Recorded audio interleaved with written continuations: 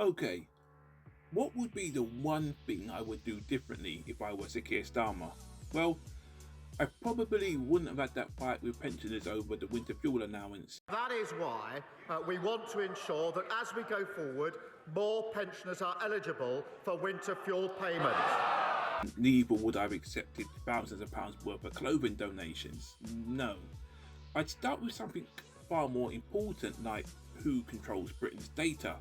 Because while everyone is busy arguing about small boats' growth and whether the Prime Minister is charismatic enough to pass the Turing test, something much bigger is happening in the background. The NHS, Britain's most valuable public institution and arguably the largest pool of sensitive citizen data in Europe, has handed a £1 billion 7-year contract to an American tech company, Palantir. A company most people have never heard of until recently, and if I was a Keir Starmer, this is the thing I'd rethink, because this isn't just about an NHS story. This is a story about sovereignty, about whether Britain still believes it should control its own digital future. And today I want to go over why the Palantir deal matters, why Britain keeps outsourcing strategic infrastructure, why we need British tech champions, why I'd go much further on digital sovereignty, and finally, why the future of British politics may actually be about data and not ideology. So, let's start by looking at why the Palantir deal matters. Let's start by putting some meat on the bones.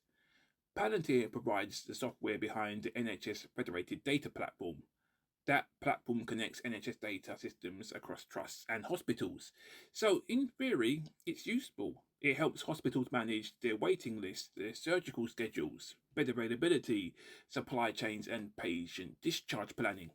And this matters because NHS systems are notoriously fragmented.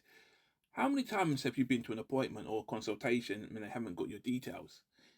Different trusts often use incompatible software, data is siloed, processes are slow, and that inefficiency costs both money and lives. So, yes, digitisation is needed. That's not the controversial part. But here's what is controversial.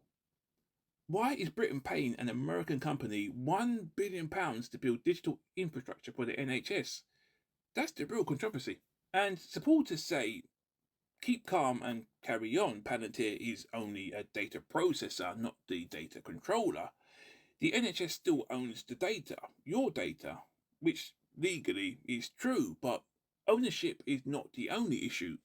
Control matters too, dependency matters, capability matters, because once a foreign company becomes embedded into critical national infrastructure, switching away becomes difficult, expensive, and politically risky. And suddenly, your healthcare infrastructure is partially dependent on foreign software architecture, which becomes problematic if at any point in the future you want to change to some other software. That should concern people regardless of ideology. This isn't a left wing or right wing argument, it's basic statecraft. Britain has developed a bad habit. Whenever something important needs building, we outsource it. Railways outsourced, energy, foreign ownership everywhere. Just think about Hinkley Point. Still shrunk, manufacturing hollowed out. And now, even our data architecture is increasingly dependent on foreign firms. It's as if Britain still behaves like a country that can live permanently off finance, property, and historical vibes. But the modern world doesn't work like that. Power today isn't just military, just look at what's happening in the Middle East. It isn't even primarily industrial, it's informational. The countries that dominate the 21st century will control data flows, AI infrastructure, cloud systems, social platforms, and digital communications. America understands this. China definitely understands this. But Britain? We're still acting like our main export is apologising politely while selling London flats to overseas investors while Brits sleep outside on the streets.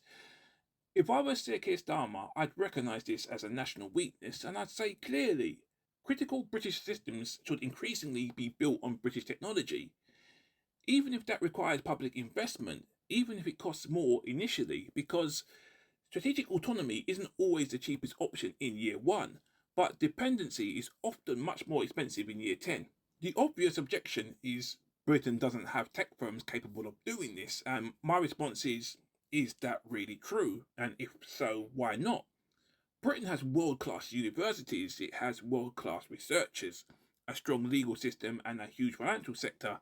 It also has a sophisticated talent base. It's not as though we're lacking for human capital, but we are lacking strategic intent.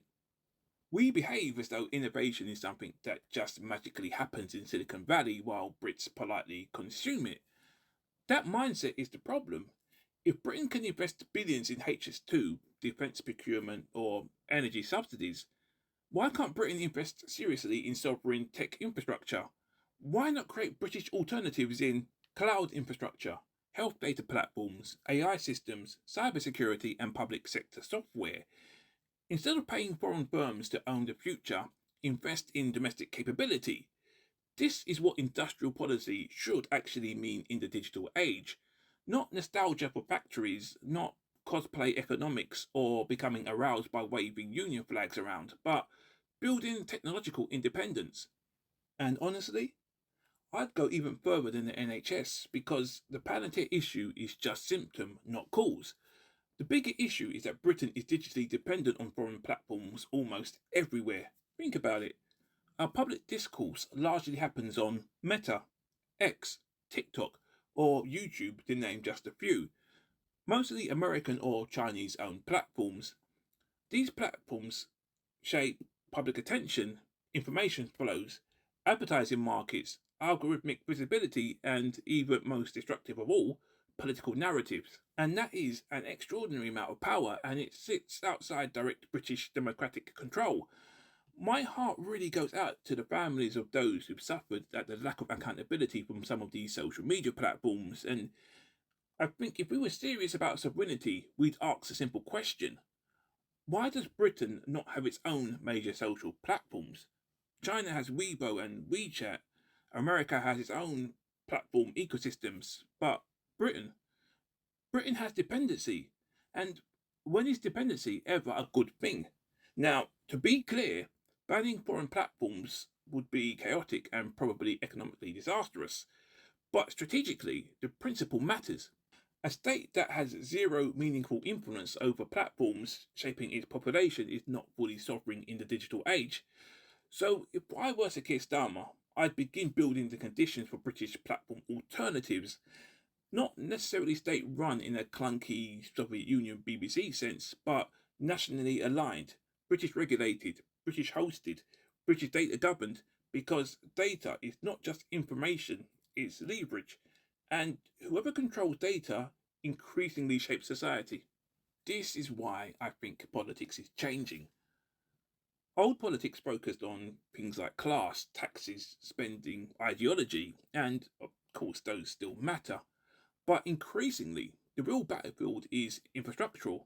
It's who owns the networks, the platforms, the algorithms, the data architecture. That's where power is moving. That's what's shaping society the most. And most political debates haven't caught up yet. We still argue like it's 1997 while living inside systems designed by foreign corporations. The NHS Palantir deal exposes that gap perfectly, because on one level it's just software procurement, but on another level it asks a much bigger question. Does Britain still want to be an active builder of systems or merely a customer of other nations' technology? That's the real issue. And if I were Sir Keir Starmer, that would be my priority, not because Palantir is uniquely evil, but check out Peter Thiel and Alex Karp. I'll pause the video for a second while you go and have a look. And not because digitization is bad, but because national capability matters. Countries that outsource too much eventually discover they've outsourced their leverage too, and by then it's usually expensive to get it back. So, what would I change if I was Sir Keir Starmer? Well, I'd treat digital sovereignty like energy security or defence. I'd reduce dependency on foreign infrastructure where possible, and I'd invest aggressively in British tech firms, and I would rethink whether our critical public systems like the NHS should rely so heavily on overseas platforms. And I'd start asking a question British politics desperately avoids. In a world run by data, can a country really be sovereign if it doesn't control its own digital infrastructure? Because this debate isn't really about Palantir, it's about Britain deciding whether it still wants to build or whether we're going to be content renting our future from literally everyone else. So, that's the end of the video. But what do you think? Am I wrong? Should Britain prioritise digital sovereignty, or is this just expensive techno-nationalism in disguise? And as always, thanks for watching. One love.